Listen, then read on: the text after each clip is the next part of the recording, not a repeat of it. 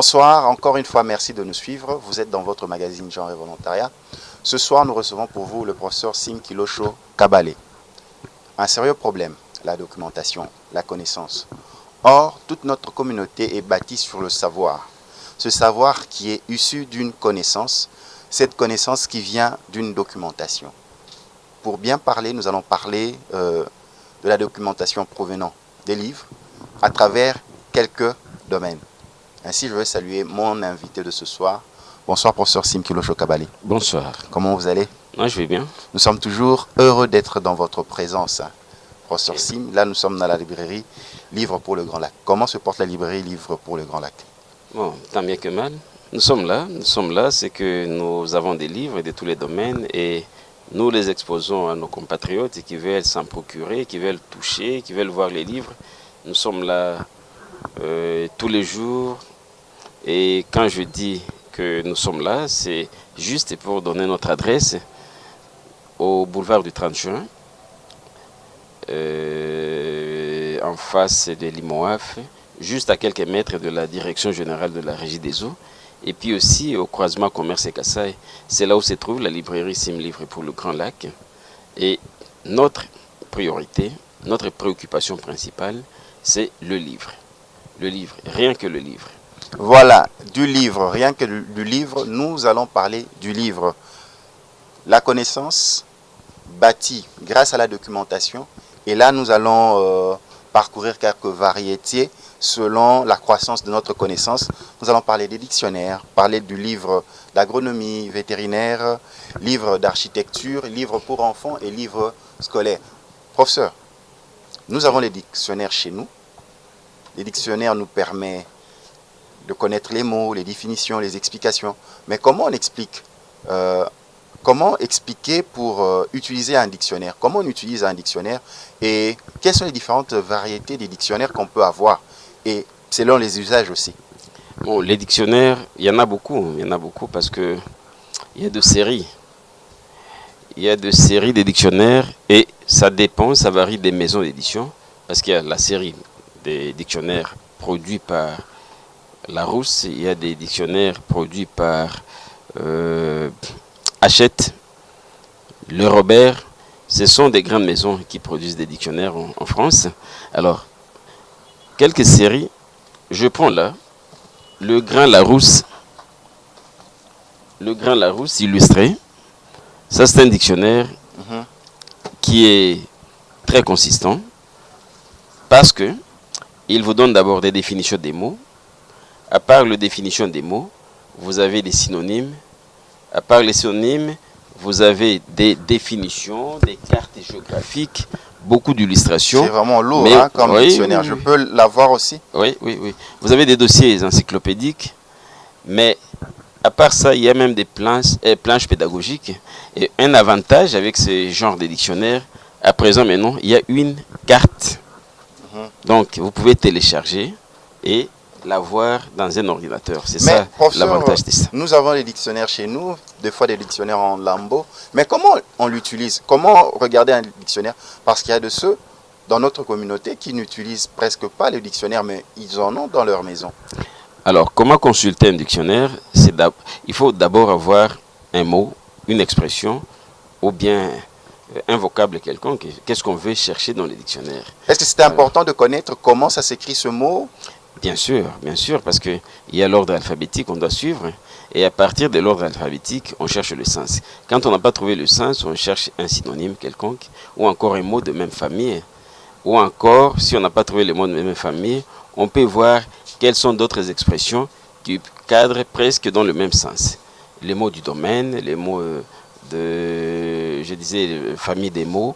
Alors, c'est comme cela qu'on peut chercher un mot comme le verbe manger. Le verbe manger, si on n'a pas trouvé le sens, on peut voir quel est son synonyme proche. Par exemple, je vais bouffer. Je prends d'autres verbes pareils. Et on va nous amener même à la famille des mots, comme mangeoire, comme mangeur, et ainsi de suite. À quel moment doit-on utiliser un dictionnaire? Parce que souvent on se pose, c'est lorsque je suis en train d'écrire une lettre, ou bien lorsque je suis en difficulté, ou tout simplement quand ça me prend l'envie, bon tiens, je vais jeter un coup d'œil dans ces dictionnaires. Un bon lecteur se sert toujours des dictionnaires. Parce qu'on peut avoir un sens flou d'une expression quelconque. Mais quand on a le dictionnaire, ce n'est pas pour vérifier l'orthographe. Le dictionnaire vous donne le sens, vous explique ou encore explicite le mot, donne d'abord l'origine, pas seulement l'origine, on peut vous donner même l'historique de ces mots-là, et puis différentes acceptations, quelles sont les différentes significations d'une expression quelconque. Vous voyez que nous ne pouvons pas garder tout ça en tête, mais nous, parce que nous avons les mots route, nous connaissons bien les mots route, et nous croyons que vraiment nous connaissons l'essence du mot route, mais non. Quand nous allons dans le dictionnaire, ça va nous donner encore beaucoup d'autres définitions, beaucoup d'autres emplois de ce terme-là. Mais professeur, alors, il y a un téléspectateur qui m'a posé une question, il dit Symphorien, tiens, au professeur Sim Kilo Chokabale, le jour où tu seras avec lui en train de présenter une émission, comment il peut expliquer ce phénomène? Nous utilisons plusieurs expressions, plusieurs mots, chaque fois, mais le vrai sens, la définition de ce mot, on ne connaît pas. Mais on les met dans les phrases, on les utilise dans les expressions, mais même pas se donner la peine de regarder dans un dictionnaire pour dire, tiens, sur le plan étymologique, sur le plan de définition, qu'est-ce que ça veut dire? Oui, mais ce n'est pas bien. Pourquoi? Ce qui est bien, vous voyez que nous avons un certain allô. Allô, c'est que je sais, je connais, même si je connais mal, et j'utilise comme j'ai toujours utilisé. Ce qui n'est pas bien dans la langue, parce que la langue évolue, la langue a des expressions que nous appelons polysémiques. C'est qu'une même expression, même l'expression apparemment simple, même les mots maison, maison peut avoir autant de sens. Alors, quand je regarde dans les dictionnaires le sens du mot maison, je vois que non, maison peut signifier l'habitation, maison peut signifier une maison blanche qui n'est pas nécessairement un lieu d'habitation, mais qui devient une autre maison des dirigeants politiques, ainsi de suite. Alors, imaginez-vous, moi je garde seulement le premier sens, alors qu'il y a un deuxième, un troisième, un quatrième sens, et ainsi de suite. Alors, dans l'emploi des expressions, on voit les contextes d'utilisation du mot, on voit l'étymologie du mot, on voit le sens premier de cette expression-là, mais aussi quels sont les synonymes qui peuvent avoir presque le même sens. Donc les mots n'est pas statique, ça varie, et c'est pourquoi c'est mieux de consulter le dictionnaire quand on fait des recherches, quand on lit, quand on écrit, avant de commencer. Professeur, sans vous interrompre, à quel âge doit-on commencer à utiliser un dictionnaire à la maison? À tous les âges. Est-ce que le dictionnaire doit être un ouvrage familier? Donc à chaque fois, nous ne pouvons pas nous en passer. Oui, les spécialistes des dictionnaires ont déjà prévu tout ça. C'est pourquoi il y a des dictionnaires. Vous voyez, les dictionnaires comme celui-ci, c'est un dictionnaire déjà universitaire. Alors, c'est dictionnaire junior. Quand vous parlez de dictionnaire universitaire, ça veut dire utilisé à l'université? Ou bien c'est pour les personnes adultes? C'est un dictionnaire qu'un universitaire peut utiliser. Ok, approfondi. Oui. Alors que ici, pour les enfants, ça c'est un dictionnaire des enfants de 9 à 12 ans. On cherche des expressions qui sont familières. On cherche des mots que ces enfants-là peuvent utiliser, des noms communs, des noms propres, des définitions, des illustrations, des chronologies, des atlas, ou encore des planches pédagogiques vraiment cadrées, bien ciblées, bien taillées sur mesure des enfants. Professeur, on va faire un petit jeu avec nos téléspectateurs qui nous suivent. Très chers téléspectateurs, ensemble avec le professeur Sim Kilo Chokabale, ici à la librairie Sim Livre pour le Grand Lac, nous vous demandons de prendre un papier duplicateur, tout simplement avec votre stylo. Vous prenez 20 mots que vous connaissez, les 20 mots que vous utilisez le plus souvent dans vos expressions, dans vos phrases, et essayez de définir cela, si vous connaissez, sans regarder le dictionnaire. Comme ça, vous allez nous dire si quelqu'un a atteint déjà, disons, 20, s'il atteint entre 17 et 18 mots sans faute, je pense que le professeur Sim Kilo Chokabale, on va tirer au sort. Hein. Vous allez le faire même un cadeau d'un livre. Hein. Oui, d'un dictionnaire. D'un dictionnaire. Ce qui ne sera pas facile, ce n'est pas facile de trouver comme ça 20 mots au hasard et de donner le sens qu'il faut. On ne leur demande pas d'aller... Non, mais c'est qu'ils utilisent eux-mêmes. Qu'ils puissent savoir si j'utilise tel mot table, maison, que je puisse définir à côté. Vous définissez. Si vous atteignez 17, 18, 19, envoyez-nous votre nom. On va choisir au hasard. Et là, le professeur peut vous faire un cadeau d'un dictionnaire. D'un dictionnaire. Un dictionnaire. Oui. Alors, c'est un bon exercice dans quel sens? C'est que on choisit d'abord les mots et puis on donne des définitions qu'on dirait, des définitions qu'on a en tête, et ce sera encore mieux de comparer les définitions avec celui du dictionnaire. Avec les définitions du dictionnaire. Et là, on va trouver que parfois on est à côté. Alors, je disais, nous avons ce dictionnaire-là. Ça, c'est junior pour les enfants. Ça, c'est majeur pour les adultes. Mais aussi des petits dictionnaires comme celui-ci. Un dictionnaire français-anglais. Ça, c'est un petit dictionnaire des poches. Et pas seulement ça. J'ai aussi les dictionnaires débutants. Ça, c'est pour les enfants qui apprennent leur langue pour la première fois. Alors, ils peuvent déjà avoir un dictionnaire à côté. Mais, professeur, pour tous ces parents, ces adultes qui disent « Mais c'est trop de gymnastique, dictionnaire junior, dictionnaire semi-junior, professionnel. » Est-ce que c'est pas trop de travail? Pourquoi pas avoir un même dictionnaire où puiser des connaissances? Ils sont là à la maison, ils entendent, ils se disent « Mais professeur, beaucoup de dictionnaires, que faire ?» Et puis, en termes de budget aussi. Non, c'est la paresse intellectuelle, ça. La paresse intellectuelle, parce que chaque domaine a ses dictionnaires. Chaque âge a ses dictionnaires. Alors, on ne peut pas tout simplifier dans un même livre, alors qu'il y a des domaines différents. Je vous donne un exemple. Nous avons des dictionnaires ici des arbres, les dictionnaires d'élevage, les dictionnaires encyclopédiques comme celui que je vais vous montrer là tout de suite. Et puis, les dictionnaires des enfants. Je ne me vois pas, moi, aller chercher un sens dans un dictionnaire junior des enfants. Alors que ça, c'est pour les enfants de l'école maternelle, de l'école secondaire. Alors, un parent qui dirait que moi, je voudrais qu'on synthétise tout ça dans un même dictionnaire, en tout cas, il serait à côté. Même chose pour le terme de la médecine. Vous voyez que ce sont des expressions qu'on a déjà mises ensemble dans un domaine bien précis, avec leur sens, avec leurs applications. Et c'est lui qui dit, non, simplifions ça, ayons tout ça dans un même dictionnaire. Là, il ne va pas vraiment nous rendre mon service, parce que nous voulons bien que les spécialistes de chaque domaine aient leur dictionnaire et qu'ils consultent ces dictionnaires-là au moment opportun. Professeur, on va revenir au dictionnaire. Il y a aussi d'autres ouvrages que nous allons parler. Par exemple, les livres d'agronomie vétérinaire. Ça, ce sont des livres rares, hein, mais on en a besoin dans nos maisons parce que quand vous parlez d'agronomie, initialement, nous sommes tous agronomes, hein, parce que nous avons des fleurs, nous avons la terre, nous avons des engrais. Derrière nos maisons, il y a des jardins. Et quand vous allez au vétérinaire, nous aimons avoir des animaux de compagnie, un chien.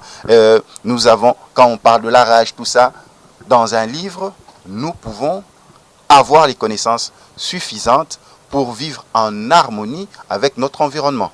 Oui, et nos amis, ce qui est bien, parce que nos amis spécialistes des différents domaines, comme les spécialistes d'agronomie, ils ont déjà prévu des livres.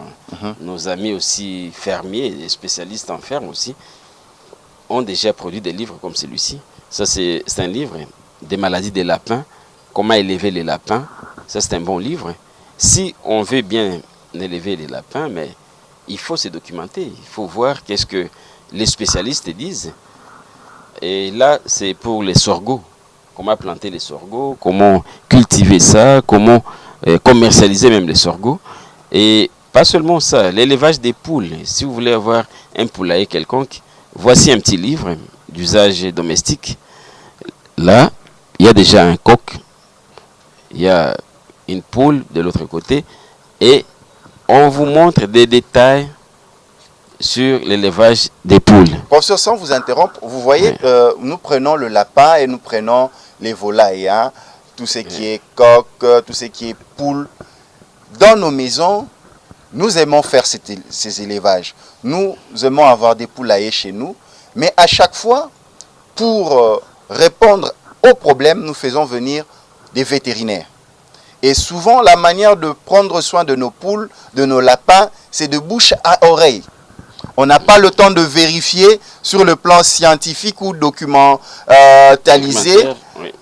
des éléments qui nous définissent clairement, voilà, pour alimenter des poules, il faut ceci, l'eau qu'ils doivent boire, comment prendre soin d'eux, mais c'est de manière traditionnelle, de bouche à oreille. Ah non, maman Anne fait ceci avec ses poules, donc moi aussi je veux le faire. Mais quand il y a une difficulté, une petite difficulté, nous allons vers un vétérinaire qui passe peut-être rarement. De la même manière pour les lapins, il y a des gens que je connais, proches, qui ont des lapins. Mais à chaque fois, si tu leur poses la question, papa, maman, lapin na yo, oyebi ndenge prenara soin nango, oyebi livre le lapin, non, ils ne connaissent pas. Qu'est-ce que vous pouvez nous dire? Comment vous expliquez? Parce que vous êtes libraire. Oui, en tant que libraire, moi je crois que tout ce que je peux dire à nos compatriotes, ils doivent maintenant apprendre à devenir professionnels. C'est qu'ils doivent dépasser les niveaux là, je ne sais pas, traditionnels, un peu primaires d'élever. Parce que nous sommes dans l'ère de la connaissance. Hein? Maintenant, nous sommes dans une période de compétitivité, une période de professionnalisme. C'est que si j'élève les lapins, je dois élever les lapins convenablement. Si je vais faire mon agriculture quelque part, il y a des livres. Vous voyez ce livre-là, petit précis de l'agriculture, j'ai Memento de l'agronome. Alors, pas seulement Memento de l'agronome. Ici, ce grand livre-là, vous voulez élever le chien, le chat, hein, et même le petit bétail. Nos amis, nos spécialistes occidentaux, ils ont déjà documenté tout ça. Comme ils ont déjà documenté, comme nous avons aussi des spécialistes au pays qui documentent toutes ces connaissances-là, mais nous devons rentabiliser seulement ça. Et rentabiliser ça, c'est lire. Lire, c'est-à-dire avoir les livres chez soi. Lire, c'est-à-dire acheter le livre là et voir comment mettre en pratique. Ça, c'est un petit livre de 15 000. 15 000 francs. Vous avez ce petit livre, comment élever le poule. Et imaginez-vous, j'ai dépensé 15 000, mais avec un poulailler moderne, je peux gagner combien? Ce n'est pas seulement 15 000. Je gagnerai beaucoup parce que je me suis documenté et j'ai suivi les conseils des spécialistes dans ces domaines-là. Et mettre vos volailles dans de bonnes conditions. Dans de bonnes conditions, c'est ça être spécialiste. Donc nous devons dépasser ce qui est purement vivrier. Peut-être je vais élever les poules juste pour avoir les œufs, quelques œufs, et après, mais la pour avoir aussi ces œufs, il faut les œufs plutôt, il faut les avoir dans de bonnes conditions. Et pour ça, il faut se documenter. C'est pourquoi nous tenons toujours aux connaissances livresques. Les connaissances livresques sont très utiles dans tout ce que nous faisons, parce que ce sont des connaissances qui sont approuvées, ce sont des connaissances faites par le spécialiste et qu'on voudrait bien garder de génération en génération, pour éviter que les profanes ne se perdent pas, pour éviter que les novices dans les domaines ne se perdent pas. C'est pourquoi nous avons toutes ces connaissances-là bien documentées et nous devons profiter de l'occasion. Voilà, maintenant nous allons passer à un autre ouvrage parce que nous construisons souvent.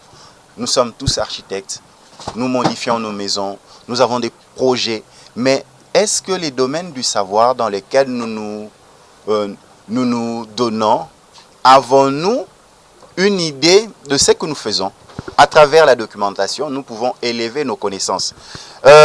Pour tous ceux qui nous suivent, que ce soit à Walungu, que ce soit à Beni, Butembo, que ce soit à Goma, Bukavu, Kinshasa, Kananga, Mbujimaï, Congo central, vous êtes dans votre magazine Genre et Volontariat.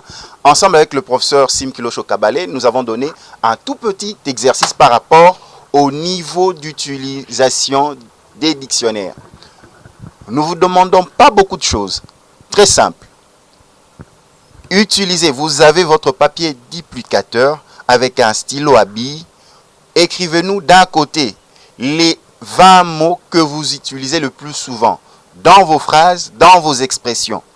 Prenez ces 20 mots, essayez de les définir et comparez cette définition à ceux du dictionnaire. Si vous atteignez entre 17 ou 20 mots correctement écrits et définis, envoyez-nous votre nom par SMS au bas, le numéro du téléphone qui est au bas de votre écran. Nous allons choisir, tirer au sort les gagnants et le professeur Sim Kilosho Kabale va remettre à l'heureux gagnant un dictionnaire. Professeur Sim, nous passons au livre dans le domaine de l'architecture. Ce qui est vrai, nous aimons modifier, nous avons des projets. J'aurai une maison avec étage, ainsi de suite. Mais souvent, nous utilisons des termes que nous ne connaissons pas. Or, les livres sont là pour nous expliciter, nous ouvrir la connaissance. Qu'est-ce que vous pouvez nous en dire, professeur Sim Kilosho Kabale? Oui, là encore, nous allons dire que nous sommes à la librairie Sim Livre pour le Grand Lac et c'est sur le boulevard du 30 juin, à quelques mètres de la direction générale de la Régie des Eaux. En allant vers la gare centrale, nous sommes à la 4e maison et nous disons à nos amis, à tous les téléspectateurs que ce livre-là d'architecture Neuwied, là, ça contient des éléments et des projets de construction de toutes sortes. Alors, qu'est-ce qu'on trouve ici? Les plans des maisons. Alors, on trouve tous les aspects, donc tous les nécessaires pour construire une maison, pour construire un bâtiment, un hôtel. Neuwied, pour les spécialistes, ils savent bien que c'est vraiment l'élément fondamental et l'élément capital de la construction. Alors, tous les secrets de la construction, vous les trouvez là-bas. Mais ici, nous avons plus de 100 livres pareils de construction. On ne peut pas tout étaler en une minute, mais on ne peut pas tout exposer non plus. Voici un livre comme celui-ci, c'est Froid industriel. Froid industriel, on voit tout ce qui est froid dans la maison, comment mettre les congélateurs, comment rendre la maison ambiante, comment modifier telle ou telle installation sanitaire. Alors là, il y a le secret. Alors, vous avez ce livre-là, réaliser une maquette d'architecture. Là, c'est sur le plan, comment bien ordonner sa construction, où mettre les installations sanitaires, où commencer avec la construction, le plan architectural, mais aussi les grandeurs, les dimensions de la maison. Les architectes connaissent mieux que moi et ils savent que ces livres-là est très utile. Alors nous avons une variété de livres d'architecture, nous avons une variété des livres d'agronomie, une variété des livres de différents domaines qu'on peut utiliser, que ce soit les livres de droit, que ce soit les livres de management, les livres d'économie, les livres de langue, littérature, mathématiques, physique. À la librairie Sim Livre pour le Grand Lac, chaque fois que vous venez là, soyez sûr que vous allez trouver tous ces livres-là. C'est pour les Congolais, pour que les Congolais lisent et comprennent les contenus de tous ces livres que nous avons ici. Professeur Sim, une famille sans maison est une famille sans âme. Oui. Chacun de nous rêve d'une maison, chacun de nous a une maison, mais la fonctionnalité de cette maison, comprendre la fonctionnalité. Quand on parle de cuisine, c'est quoi une cuisine? Quand on parle de salon, c'est quoi un salon? Quand on parle d'une chambre, quand on parle de ceci ou cela, dans les livres, nous trouvons les vrais concepts, la bonne définition, cet élément qui nous permettent d'améliorer notre manière d'exister en société, parce que tout est écrit dans le livre, professeur Sim Kilosho Kabale. Est-ce que vous pouvez nous en dire plus? Oui, c'est exactement ce que vous dites, parce que l'avantage des livres de tous ces domaines-là, c'est que ce sont des livres d'abord écrits par les spécialistes de leur domaine. Et puis, ce ne sont pas les spécialistes d'un même pays, ce sont les spécialistes de différents pays. Ce sont les spécialistes qui ont vécu des époques différentes.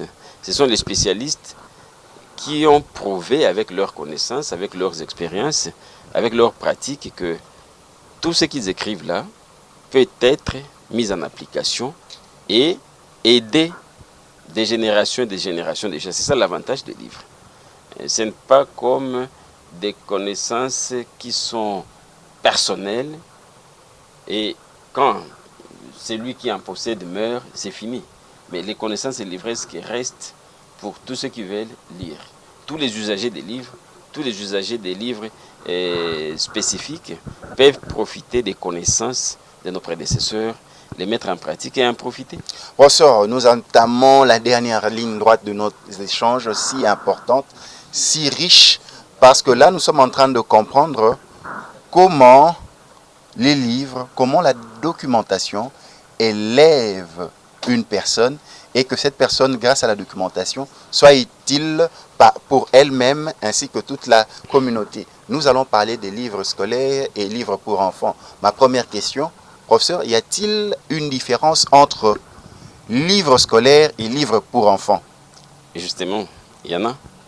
Le livre pour enfants, ce sont les livres. Ce sont des livres pareils.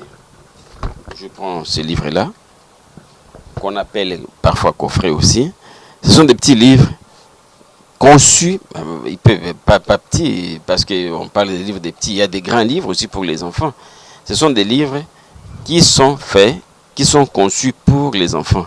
Ce sont des livres qui sont multicolores, avec des belles photos, avec des belles illustrations et des petits mots, des petites phrases pour les enfants et que les enfants de tous les âges peuvent lire.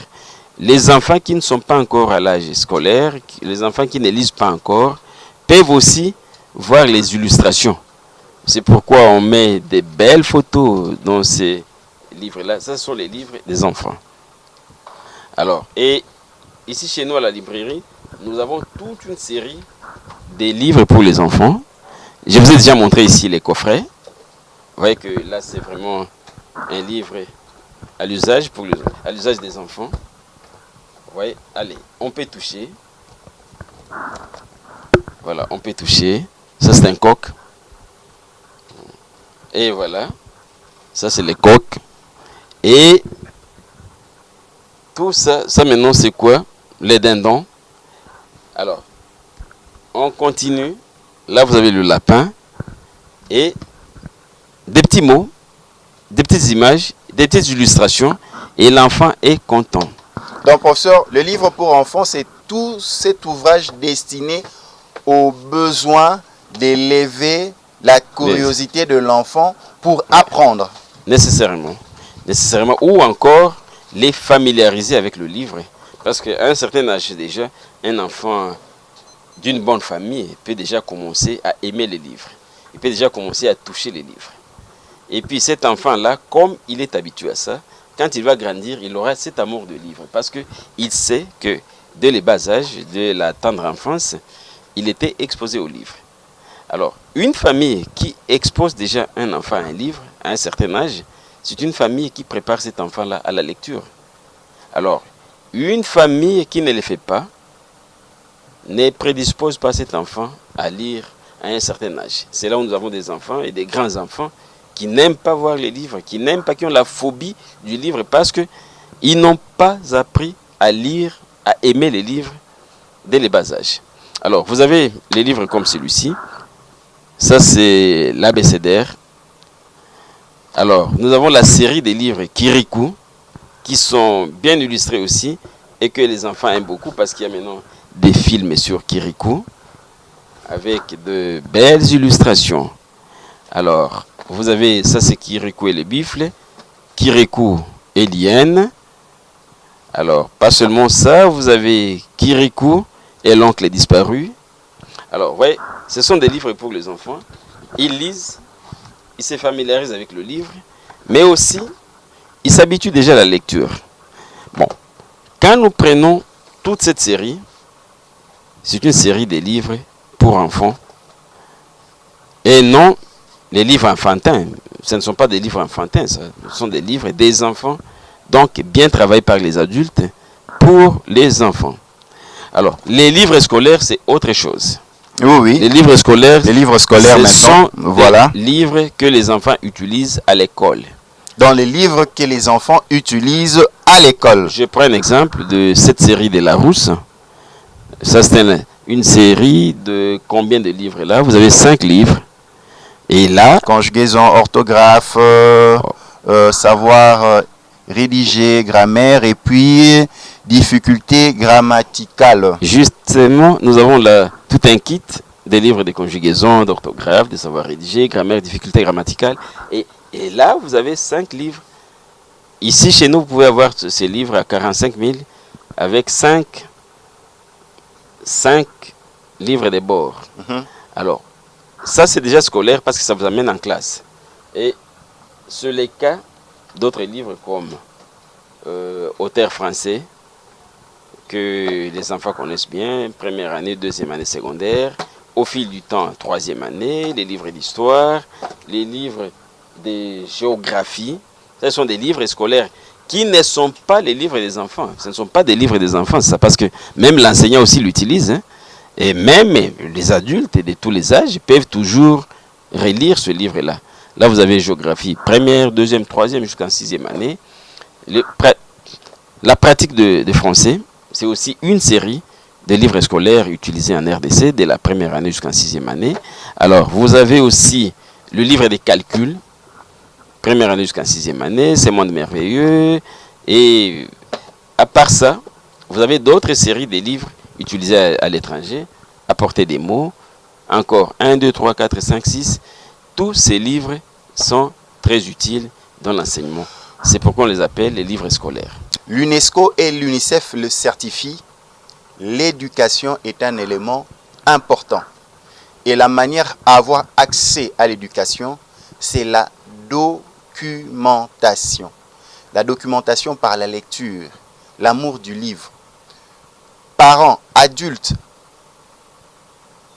lorsque vous donnez accès à la connaissance par la documentation à vos enfants, vous êtes en train de leur faire entrer dans un nouveau monde de possibilités où ils peuvent créer leur propre avenir.